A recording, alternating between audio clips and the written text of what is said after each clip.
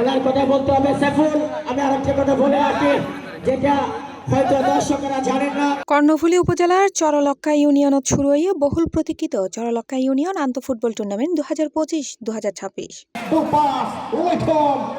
স্থানীয় ক্রীড়াঙ্গনত প্রাণচঞ্চল ফিরাইতে এই টুর্নামেন্টের আয়োজন করা হয়। উদ্বোধনী দিনত স্থানীয় জনপ্রতিনিধি, ক্রীড়া সংগঠক, গণ্যমান্য ব্যক্তিবর্গ এবং বিপুল সংখ্যক ক্রীড়াপ্রেমী দর্শক উপস্থিত আছিল।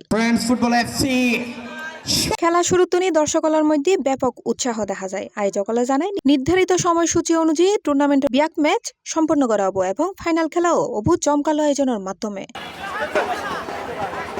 উক্ত অনুষ্ঠানত প্রধান অতিথি হিসেবে উপস্থিত আছেন শহীদ নূর হেলি, পৃষ্ঠপোষক টুর্নামেন্ট পরিচালনা কমিটি ও স্বত্বাধিকারী SM রাফা কার্গো এজেন্সির। উদ্বোধক হিসেবে উপস্থিত আছেন এনামুল হক রুবেল, সভাপতি চরলক্কা স্পোর্টস একাডেমির। বিশেষ অতিথি হিসেবে উপস্থিত আছেন নূর মোহাম্মদ, চেয়ারম্যান 1 নং চরলক্কা union পরিষদর।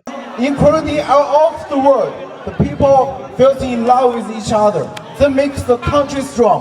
The Bangladesh stronger.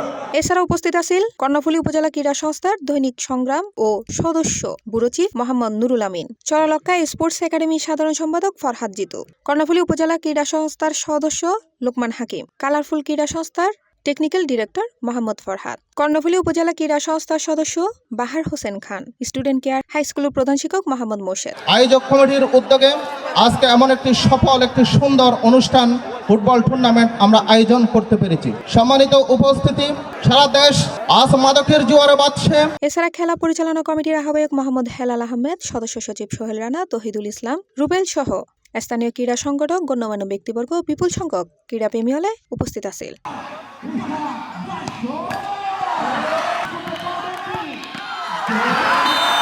C+ TV, Chittagong.